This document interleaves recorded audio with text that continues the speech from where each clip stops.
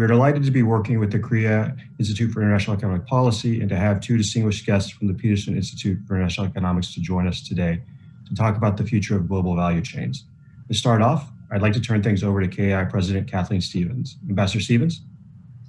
Troy, thank you, and good evening to our Korean friends, and good morning to those in the U.S., and good day to everyone else who may be tuning in for what indeed is a global and very timely issue, and that of global value change, in particular in East Asia, in particular looking at the world as it comes out of, as it evolves from where we are now.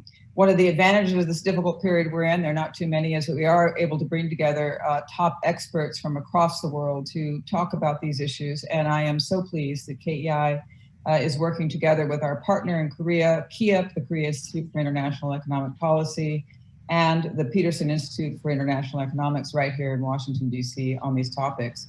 I just want to be very brief. I'm going to introduce our two speakers who are going to kick this off. Their full bios of the very distinguished careers, you'll see why we've invited them, are in the packages that were sent to everyone who registered. But first, it's my great pleasure to introduce our first speaker will be the new KIEP president in this job since June 2020, Kim Hung-jong.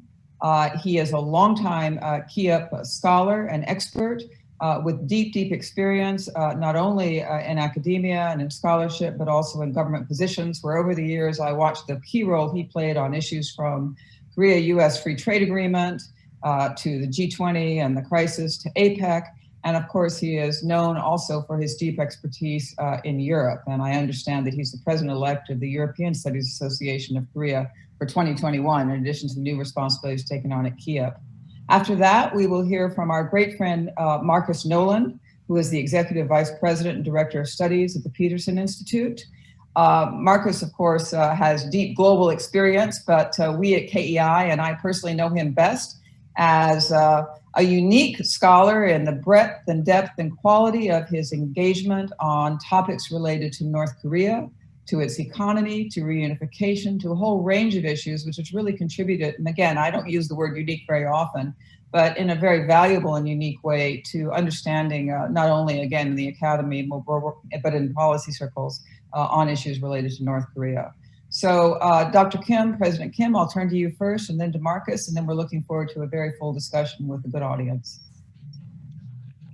Okay, yeah, thank you very much for your very kind introduction, and good morning to the United States audience and good evening to our audience in Korea. It's my great pleasure to welcome all of you to this webinar, web seminar. I'd like to extend my gratitude to President Kathleen Stevens of KEI and Vice President Marcus Noland of the Peterson, and Dr. Where's Jeffrey Schott from PIIE as well. Dr. Chen Ha-kyung from KIEP and Senior Director Troy Sangaron of KEI today. I would also like to thank the staff members, actually, you cannot see, but of my institution and KEI for their instrumental coordination efforts leading up to this webinar. Today we have all gathered here to share our insights and to discuss the future of changes in global value chain after the COVID-19 pandemic. And COVID-19 has had a great impact on people's ordinary life. It has inflicted a big blow, possibly fatal blow, to the world economy as well. And subsequently, global value chains in international trade, which have been shaped over several decades, has been changing a lot. Even before COVID-19, many firms from countries, including South Korea, have moved their factories from China to other regions, including ASEAN, because of the low wages and other production costs they can offer. This kind of shift has strengthened the regional value chains in these areas in ASEAN and Southeast Asia. After COVID-19 has spread, however, many difficulties in value chains arose in the areas of production and logistics due to lockdowns implemented in many countries as they strove to stem the spread of COVID-19. This has brought people to think more about the effectiveness and substantiability of GVCs during the pandemic and after. Moreover, it still remains unclear whether vaccines and medications for COVID will be available in a year or two. Thus, at this point, it's particularly timely to talk about the current states and performance of GVCs during the COVID-19 pandemics and the future of changes in GVC significantly impacted by COVID-19. One of the possible scenarios in the post-COVID-19 world is that there will be much more strong protectionism implemented in many countries, possibly in the United States and China, compared to before the pandemic. As we are all aware of, the Trump administration has strengthened this type of international trade policy since he stood up as the 45th POTUS. Even if Joe Biden is elected as the next president of the United States, I guess he is likely to apply pressure on trade partners, including Korea, to protect the United States industries instead of reviving multilateralism based on the WTO. The proposals he's making in his presidential campaign, such as Buy American, indicate his attitude toward the United States international trade policy. In the meantime, USMCA has been implemented as of July the 1st of this year. And then we Koreans are very interested in the USMCA is entering into force. Korean firms in Mexico, especially passenger vehicles and car parts firms, are concerned about how these trilateral trade agreements will impact their export to the United States. They will face high tariffs if they do not meet the regional value content and labor value content requirements. Thus, I wish for today's discussion to shed light on how the governments and firms in both the United States and South Korea will behave in global trade market in response to strengthening protectionism such as USMCA and just disruptions in GVCs due to COVID-19. Once again, I extend my warmest appreciation to all participants for joining this webinar, and I look forward to opening discussions where ideas can be expanded and insights can be shared. Our discussions on these important topics will also help us to prepare strategies in response to the economic hardship caused by the COVID-19 pandemics. Thank you very much. 감사합니다. Thank you. Yes.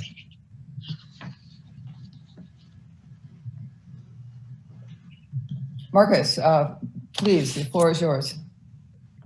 Thank you. On behalf of President Adam Posen, I would like to thank Ambassador Stevens and President Kim for the opportunity to participate in this seminar.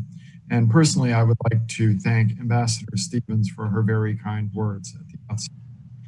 PIIE's relationship with Korea goes back decades. In fact, then Deputy Prime Minister Dr. Cho Soon was inspired to establish KIEP after time spent as a visiting scholar at PIIE. The similarity in our institution's names is no mere accident.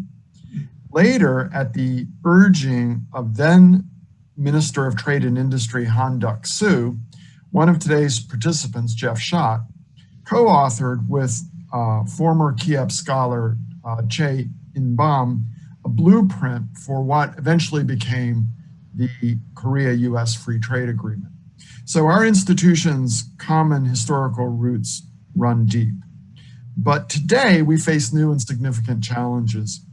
Globalization and its highly articulated cross-border supply chains were already under strain politically before the outbreak of COVID-19.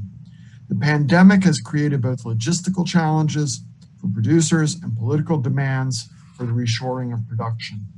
These issues are particularly acute in the United States, which has not managed the pandemic well. A basic question confronting Korean American firms is how to serve the still large US market, recognizing that the pandemic is creating ongoing political risk for logistics and investment. At the same time, the US has emerged as a source of policy disruption, particularly in regard to its trade disputes with China. which have collateral effects on third parties, including Korea. In short, the US has gone rapidly from a safe haven to a relatively risky environment, and from a source of global political leadership and stability to a source of potential policy disruption for Korea and other countries. These are extensive and critically significant challenges, but I am confident that our speakers today are up to the task. So with that, I would like to get out of the way and return the floor to our KEI hosts, and I look forward to our discussion. Thank you very much.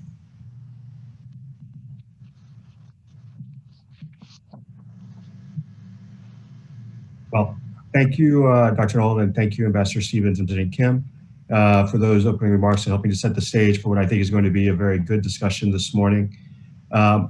You should, as Ambassador Stevens said, have their full bios, but as you all know, Jeffrey Schott is a senior fellow at the Peterson Institute for International Economics, and Dr. Chae Nak-yoon is a senior research fellow at the Korea Institute for International Economic Policy.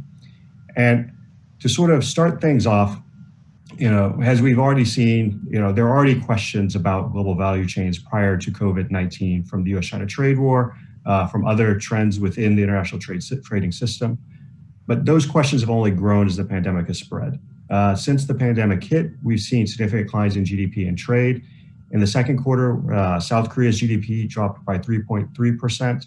US GDP declined by 9.5%. The World Trade Organization expects global trade to decline by 13 to 32% this year. The second quarter trade numbers from South Korea show exports down 16.6%. With that context, I'd like to start with Dr. Chae. Dr. Chae, Korea was one of the first countries to see disruptions in global value chains, with Hyundai having to shut down productions for a few days due to parts shortages. Other countries in East Asia and elsewhere have also seen disruptions. How would you assess the performance of global value chains during this crisis? As you mentioned, the Korean auto industry was almost paralyzed by the disruptions in the supply chains of wiring harness, which is a bundle of wires and signals that acts like a blood vessel to a car. Due to a high percentage of manual work, most of them are produced in China to cut costs. About 87% of wiring harnesses that Korea imports are from China. Hyundai Motors stopped all of its finished car plants in February. COVID-19 led to component bottlenecks in East Asia and elsewhere.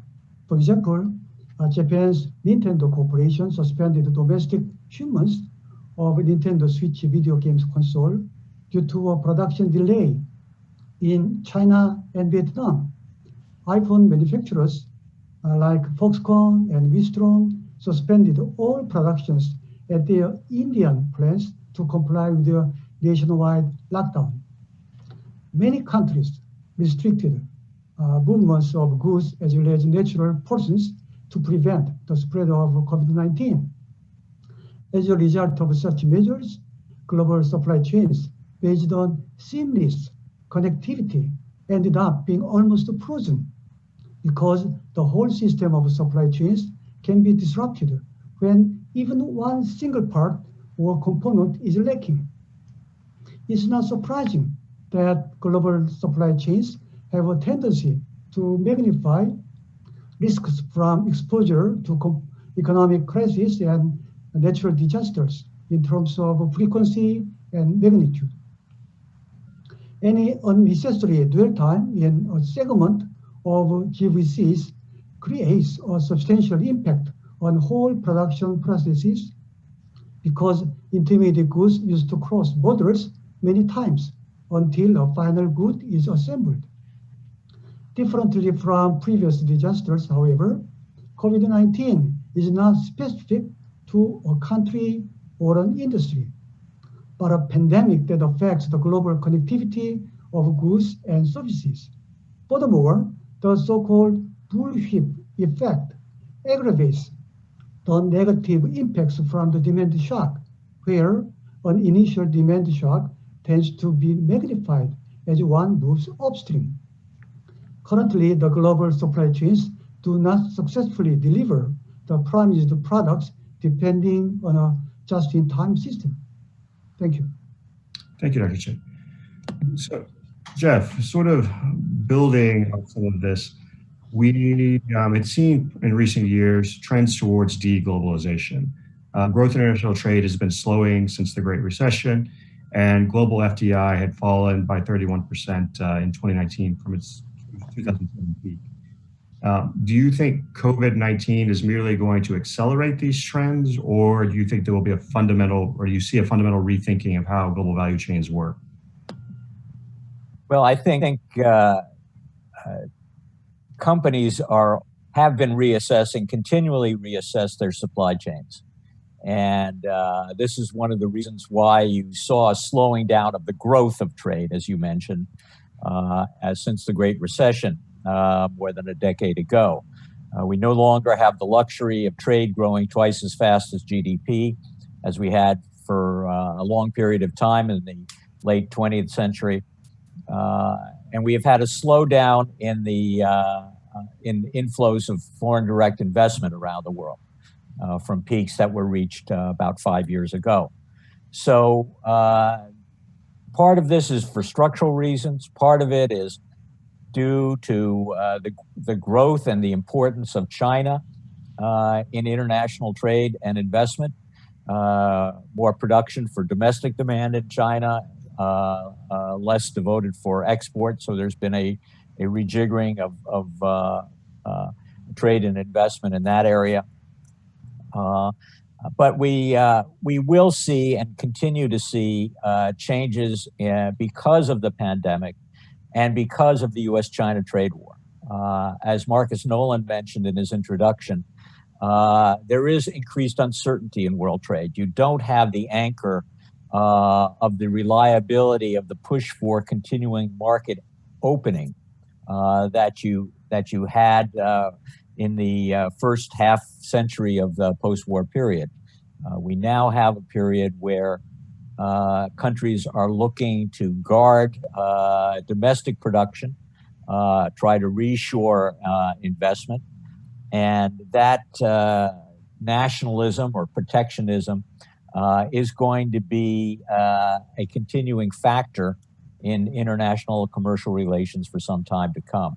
So it's COVID we will get over, but it has added to the uncertainty and it has complicated the calculations that companies have to go through in planning their value chains. So, Dr. Turche, sort of building off Jeff's comment about how China's grown in importance and how you have this U.S.-China trade war, how has that disruption impacted South Korean firms' thoughts on supply chains, and how has that then impacted global value chains in East Asia? Okay, the U.S.-China trade war has affected Korean trade in the following two ways. First, Korean exports of intermediate goods to China have been affected by higher U.S. tariffs on goods from China because Chinese producers import Korean parts and components to export final goods to the U.S. market for consumption. And then China's share in the total Korean exports of intermediate goods in 2019 turned out to be about 28%, and its value was about $108 billion. Second, China will possibly substitute the U.S. products for Korean ones because China agreed to expand its imports of various products from U.S. in order to conclude the phase one trade deal. China is expected to purchase an additional $200 billion of U.S. goods and services until next year. A shopping list of U.S. goods proposed by China covers not only agricultural products and services, but also manufacturing products, including machinery, electric equipment, and automobiles, in which Korea's market share was about 15% in 2018. The U.S.-China trade war is expected to have negative effects on East Asian trade and investment. This is because the distinctive structure within the East Asian US production system. China used to assemble parts and components imported from East Asian countries and export final products to the US market. For example, Korean export value to China amounted to about $136 billion, which takes about 25% of Korean total exports last year. The share of intermediate goods turned out to be about 79%. It's a huge number. As the US-China trade war is getting worse, South Korean firms are positively considering contingency plan to relocate their offshore factories in China to other countries, such as Vietnam, for example. As you are well aware, the US-China trade war is not just about tariffs. It's more about the economic system and institutional framework. The US has claimed that key issues on Chinese state capitalism, government subsidy programs for state-owned enterprises, violations against the US intellectual property rights, and enforced technology transfer, among others, need to be addressed and improved to meet the global standards. It seems to me that China is not willing to modify its own party-state system. Generally speaking, global value chains are endogenous to trade cost because costs are magnified as goods cross borders in global value chains many times. Government policies have been more than ever interdependent. So I think that the US-China trade war will contract East Asian value chains because it increases trade costs and risks for cross-border transactions. Thank you. So, Dr. Che, I'd like to stick with you for a moment. And, one of the responses that governments have had to either, the U.S. response to China's, trade restrictions, its own economic system, and then to COVID-19 has been to push the idea of reshoring. How is specifically, now that we've gone through the context of South Korea's own trade conflict with Japan, which has, seen an own effort, at least in some sectors, to try and reshore certain types of chemicals needed for semiconductor production and other things. How is reshoring seen in South Korea, and how successful has that perhaps been? Okay, I will discuss about the disruptions in semiconductor sector. The Korean semiconductor companies have been heavily dependent on Japanese chemical products, including fluorinated polyamide and photoresist and hydrogen fluoride, which were targeted by Japanese export restrictions last year. In case of fluorinated polyamide and photoresist, Japanese shares in Korean total imports were about 85 to 95%, while it was about 42% in case of hydrogen fluoride in 2018. Korea has supported leading materials, parts, and equipment companies to reduce its dependency on imports from Japan. When you compare Japan's shares in Korean imports of 3 targeted products between before and after the export restrictions, the shares of imports from Japan were just slightly decreased in case of fluorinated polyamide and photoresist. With the efforts of autonomous localization, however, Japanese share of hydrogen fluoride dramatically dropped from 42% in 2018 to 9.5% in the period following the Japanese restrictions. In addition, local production facilities for fluorinated polyamide have been established by some of the Korean companies, while DuPont, an U.S. chemical company, plans to undertake a greenfield investment for local production of photoresist. As you mentioned, reshoring is also a feasible option to reduce risks of supply shortages. The Korean government has implemented support programs for reshored companies since 2013, but it turned out that average number of reshored companies was about only 10 between 2014 and 2018. This statistic indicates that Korean firms did not actively undertake reshoring strategies considering cost and benefits accruing from moving production facilities. Instead, various responses through inventory management of raw materials and components, expansion of local production, attraction of foreign direct investment, and diversification of import sources are needed to tackle risks for global value chains, shown in responses to Japanese export restrictions. In case of display in the industries, for example, Korean companies have moved their assembly lines from China to Vietnam in consideration of competitiveness in module processes. So, Jeff, I'd like to stick with the topic of reshoring and talk about the United States. Reshoring has been an objective of the Trump administration, but we have an election in November. As President Kim mentioned, sort of in the lead up, even former Vice President Biden has put in some things in his plan to suggest that reshoring might remain part of any plan that he has going forward. In terms of reshoring in the U.S., where do you see policy going, regardless of who wins the election this November? Well, I think the first thing that's going to drive the policy in this area is the continued uncertainty in U.S.-China relations and the continued imposition of tariffs and restrictions, investment restrictions on high-tech trade. This is going to complicate the decisions that companies will make on what to do in terms of location of their production facilities.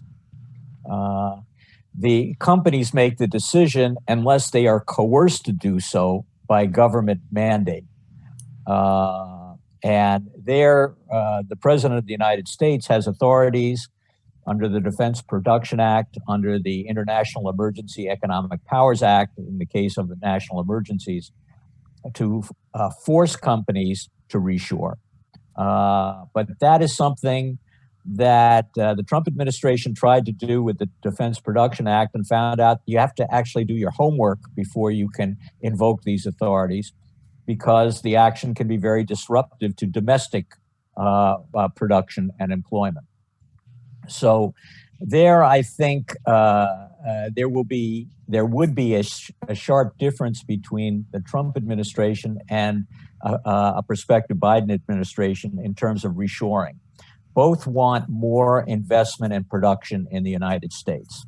The Trump administration's approach has been to try to force feed that companies to change their policies by raising the cost of overseas production, by inhibiting the ability to import, and therefore to break existing supply chains.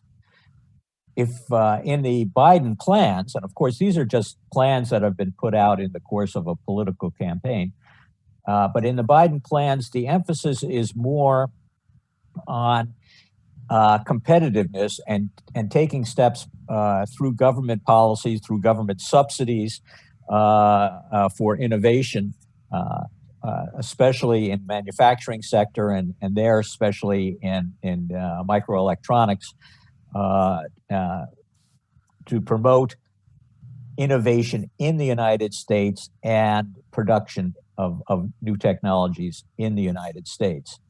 So the use of subsidies more than disruptive import and export restrictions. And I think this would follow a very long-standing precedent that the United States has done in this area since the late 1950s, when in response to the Soviet Union's launch of the Sputnik, there was a sudden realization that the United States had to up its game. And therefore it developed the Defense Advanced Research Projects Agency to spur new high-tech developments and innovation. And that led to both military and commercial applications. I think for a similar reason, we're going to see more in the United States in this type of activity in manufacturing and also in pharmaceuticals to develop new vaccines, new therapeutics to promote and advance U.S. innovation and the health of the U.S. economy. So, Jeff, to stick with sort of this broader theme, well, not necessarily reshoring, but a shift in the Trump administration. After being very sort of unilateral, there has been a movement towards more multilateral efforts with this idea they put forward of an economic prosperity network. The U.S. has reportedly discussed the idea with Vietnam and India, but with global value chains turning into regional value chains and the U.S. declining in importance in ASEAN and India, China growing in importance to both areas as well. Do you see basically the possibility of the establishment of something like an economic prosperity network? And what kind of roles, if it did come into fruition, did you see countries in ASEAN or India potentially playing? Well, when I read about this new initiative developed in the State Department and the administration, all the threads didn't seem to tie together.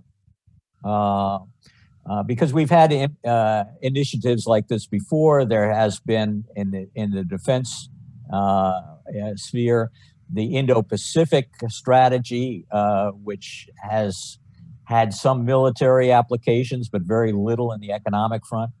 This seems like trying to develop a similar type of economic initiative, but done by people who haven't done their homework on terms of what's going on in economics and in economic integration in the region.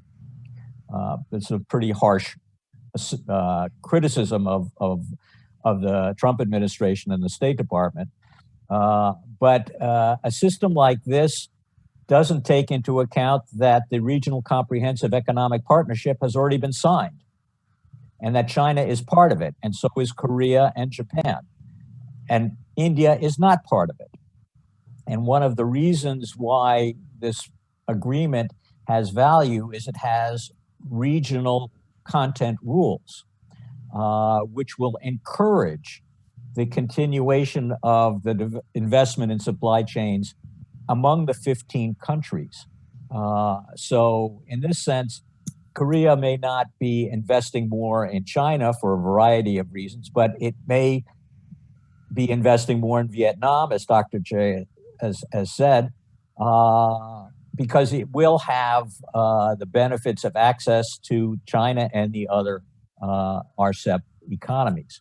So this is a problem of economic statecraft developed without doing your homework in terms of what's going on in the marketplace and among the economies, and taking into account the deep ties that ASEAN has to China. The first half of this year, ASEAN as a whole is the #1 trading partner of China in the whole world. Part of that is pandemic related because Europe's trade has been cut back and the US trade has been cut back. But ASEAN is an important player in the Chinese economy, and that's not going to stop being an important player in the Chinese economy. So the attempt through an economic prosperity network to try to isolate or contain China, which may be the view in the State Department, among some people in the State Department and among the National Security Council, I think is not a very well thought out strategy. Thank you. Dr. Che, so we've been talking about reshoring, the movement of global value chains, but there are economic reasons why global value chains have developed. How feasible is it to move them outside of China or to engage in significant reshoring? COVID-19 is often given as one of the risks that shows the risks of extended supply chains. but are there also risks in shorting them or completely returning production domestically? Okay. The famous scholar Richard Baldwin and Lopez Gonzalez claim that the so-called Factory Asia is much closer to a network rather than hub and spoke pattern observed in Factory North America and Factory Europe, as processing often includes stops in multiple nations. According to my recent study, Asia imports more intermediate goods than Europe and America because it assembles parts and components to export the final goods to foreign countries. I think that it will not be feasible to engage in significant reshoring in the short term due to the network structure of Asian value chains.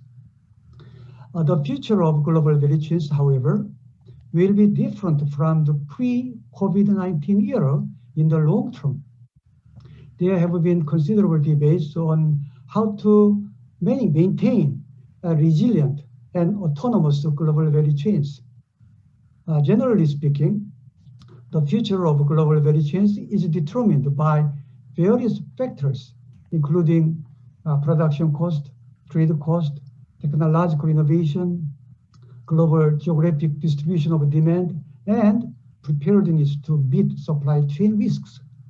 Recently, many countries have recognized the necessity of setting up resilient and autonomous global value chains from the perspectives of national security strategy. These drivers of change will be conducive to consolidation of global value chains around the regional and local hubs closer to end markets. Value chains will be more regional than global. The contraction of global value chains will be accelerated by reshoring and nearshoring of the offshore production facilities by multinational enterprises. As we are all aware, however, there are risks in shortening global value chains or completely returning production domestically. This centralizes production facilities and fails to diversify risks in supply chain management. In addition, it may result in inefficient supply chains in terms of production cost if offshore production in a wide range of industries will be returned domestically. In this context, the future configuration of global value chains will depend upon the dynamic factors, including digital transformation and supply chain risk management to a larger extent than other factors in the long term. The future global value chains should be improved by digitalization and automation of production systems facilitated by Industry 4.0. In addition, risks for supply chains should be mitigated by various strategies, including reshoring and relocation, among others. When I analyzed multi-regional input-output data released by the Asian Development Bank between 2015 and 2018, it turned out that global value chains have been differently transformed depending on production locations and industries.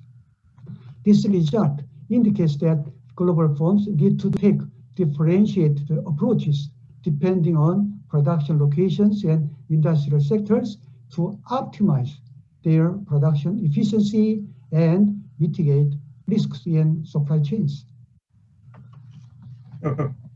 Jeff, you had mentioned RCEP and its role in regionalization. Dr. Che just talked about how supply chain or global value chains will become more regionalized.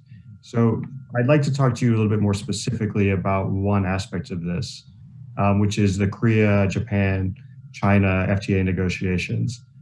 There's been a lack of progress in these talks, but do you see the potential for a breakthrough in the relationship?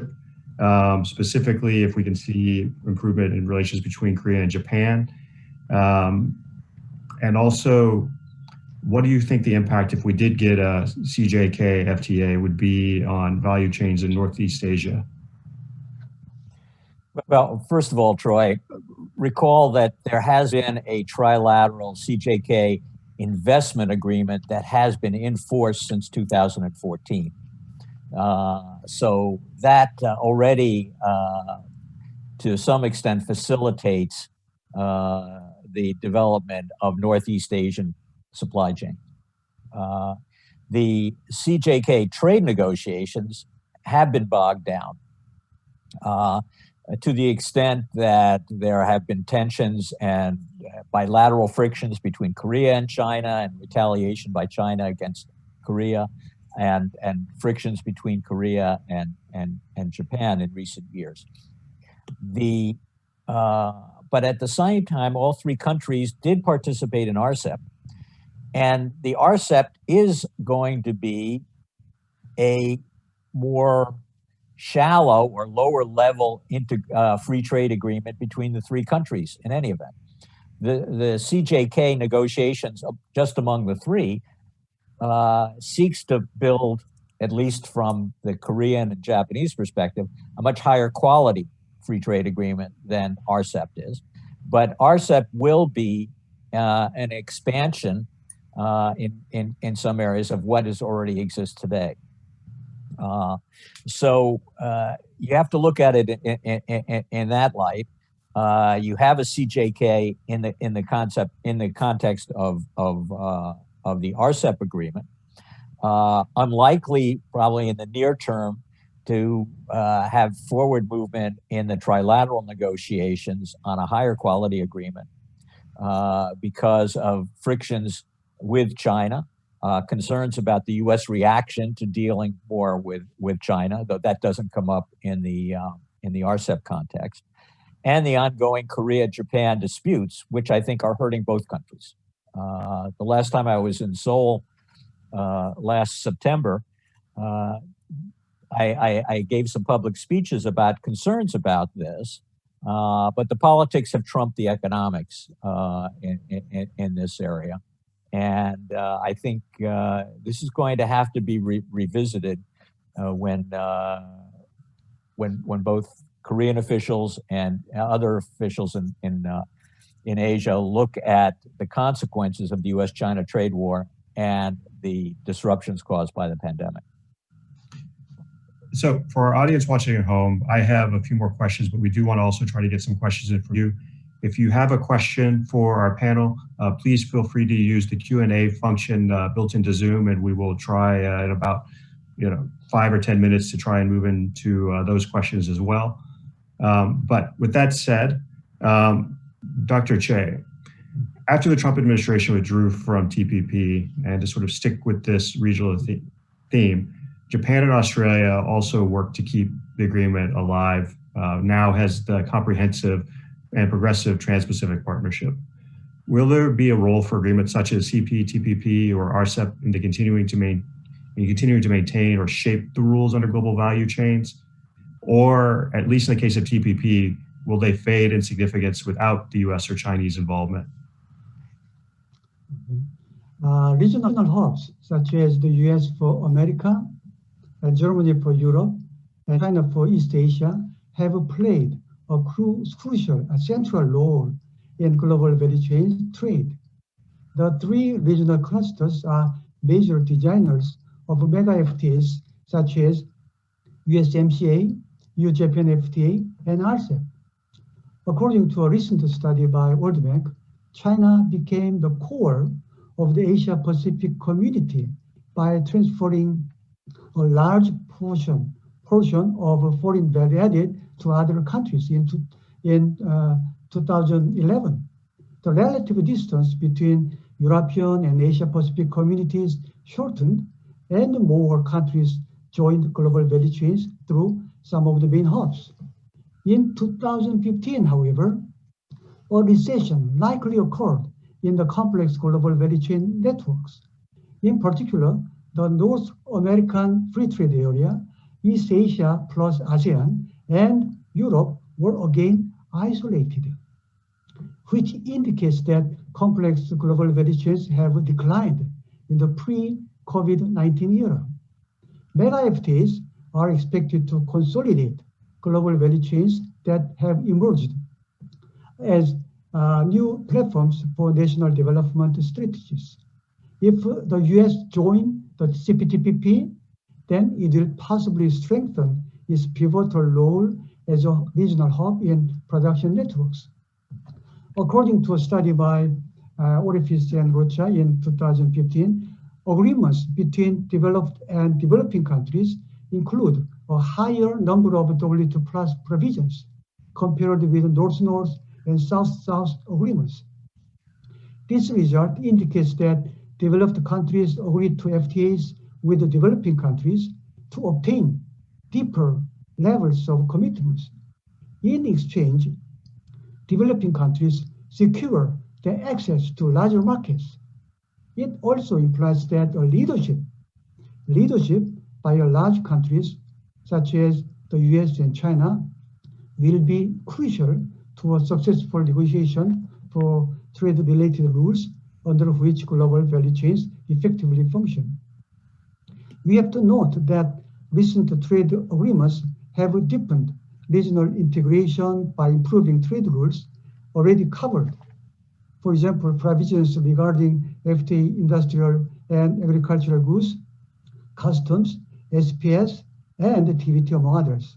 Furthermore, deep trade agreement may include new rules which are not addressed in the WTO agreements. For example, provisions regarding anti-corruption, competition policy, environmental laws, and intellectual property rights, and so on. The deep trade agreements may serve as an institutional framework to ensure that global value chains function much more efficiently. In this context, regional trade agreements such as RCEP will lead to improve trade rules already covered and include new rules in order to have significant impact on the global value chains. Jeff, I know you've done a lot of work on CPTPP as well. Do you have any additional thoughts you'd like to add, either in reference to the United States or China? Well, first thing about the CPTPP is that it is in force, but only 7 of the 11 countries have ratified it. So there's still work to be done in 4 countries to complete their domestic procedures so that it is fully in place. And that means that the first priority of the membership is to get everybody on board. That will take precedence over considering new members. Second point is the US pulled out on President Trump's 3rd day in office. It will not consider going back if President Trump is reelected. If Vice President Biden is elected, his first priority will be cleaning up problems in the US domestic economy, strengthening competitiveness of US firms before engaging in new international trade negotiations. I think he's expressed at other periods of time his interest in rejoining or revisiting the TPP, renegotiating some of its terms, and I think the 11 countries would welcome that. And I think Korea would probably welcome seeing the United States strengthening its legal engagement in the region, in economic integration arrangements in the region.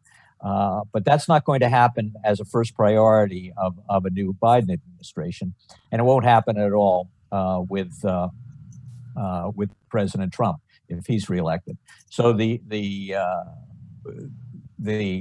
main short-term or near-term conclusion is that there will be continued uncertainty about the role of the CPTPP and whether it's going to come under pressure from China to try to work with China, because China is an important trading partner of all those countries.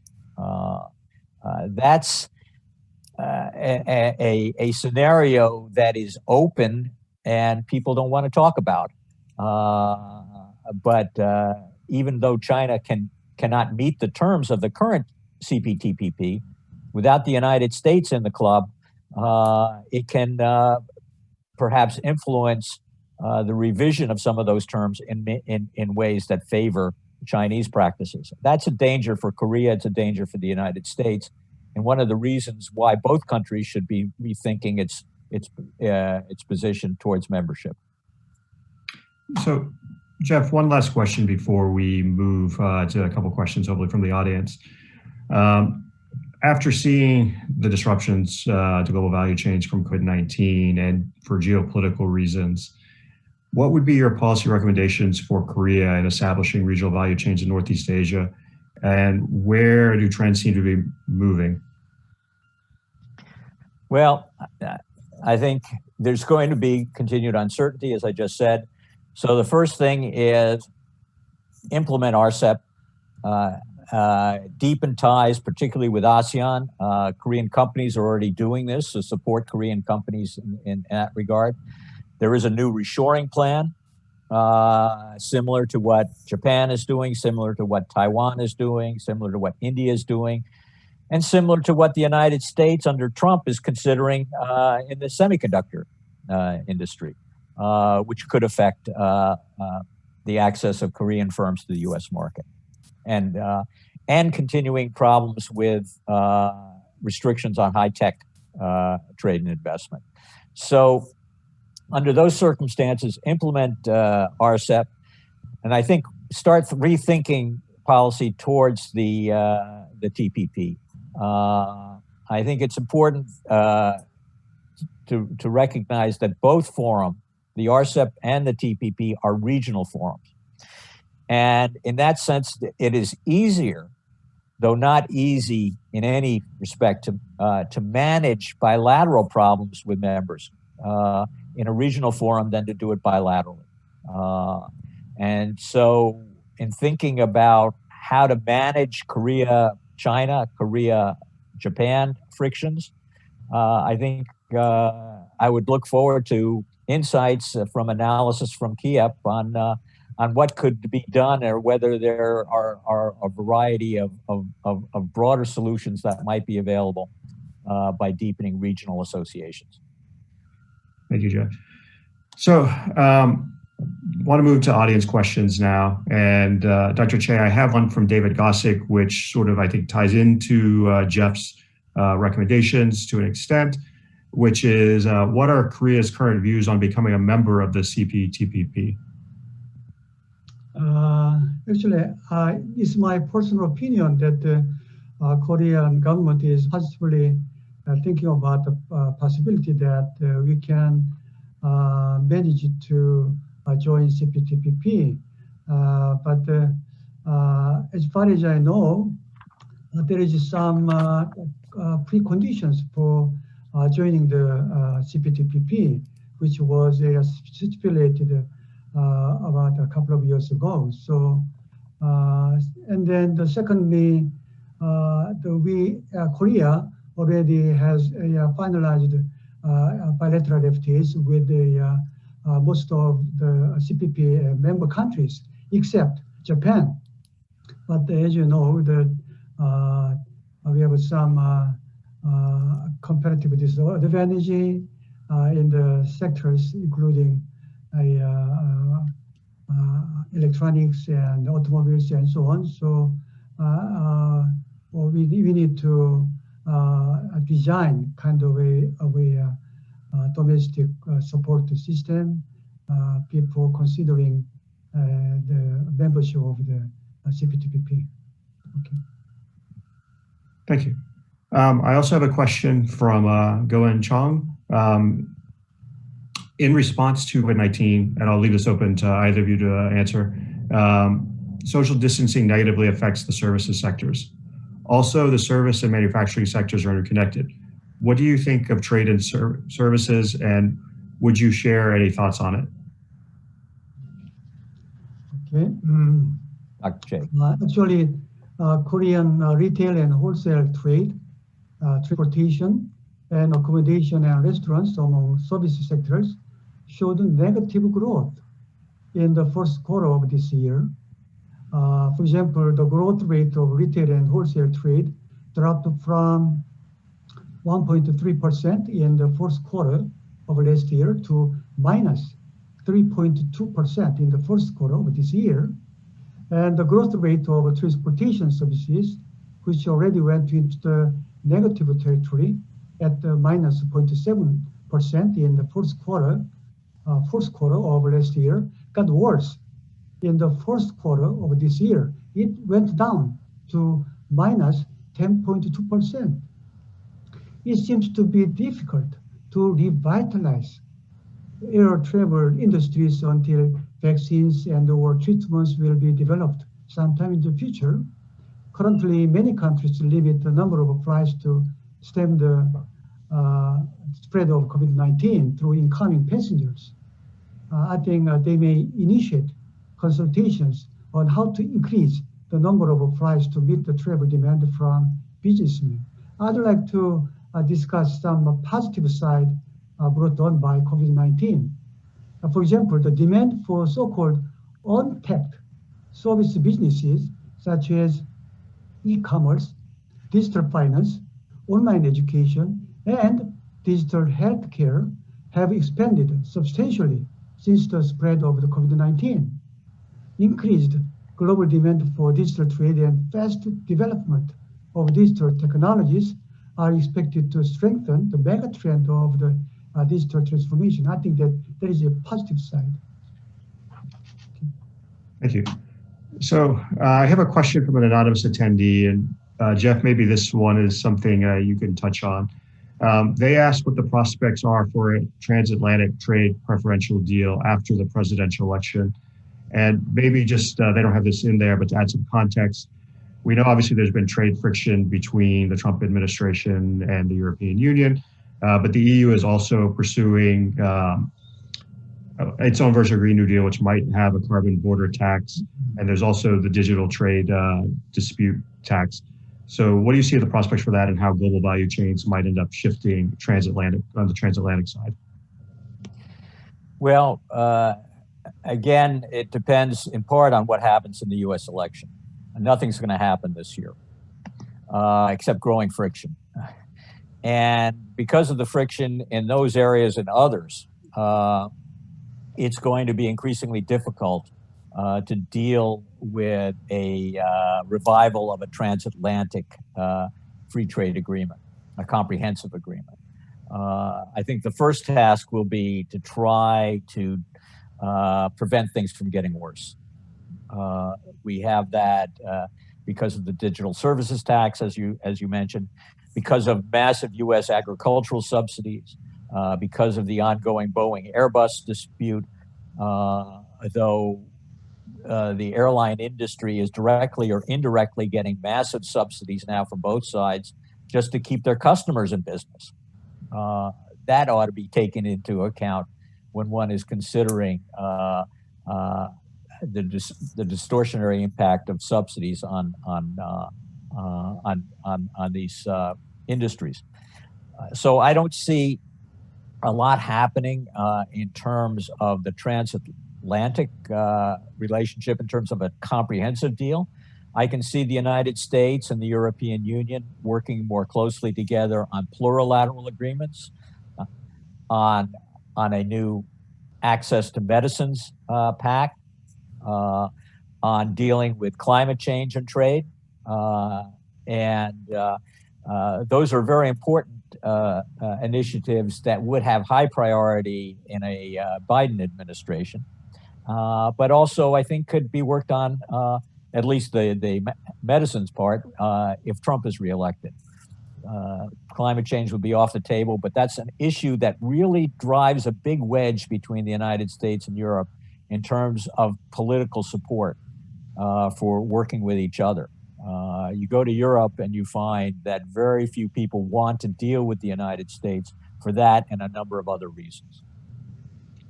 Well, thank you, Jeff, and thank you, Dr. Che. This has been a really great discussion. I think we've covered a lot of ground and hopefully shed some light on some of these changes of how global value chains might shift in the post-COVID-19 era, specifically in East Asia. And I hope we're able to all get together sometime in the future so we can have this discussion in person rather than virtually. But thank you again.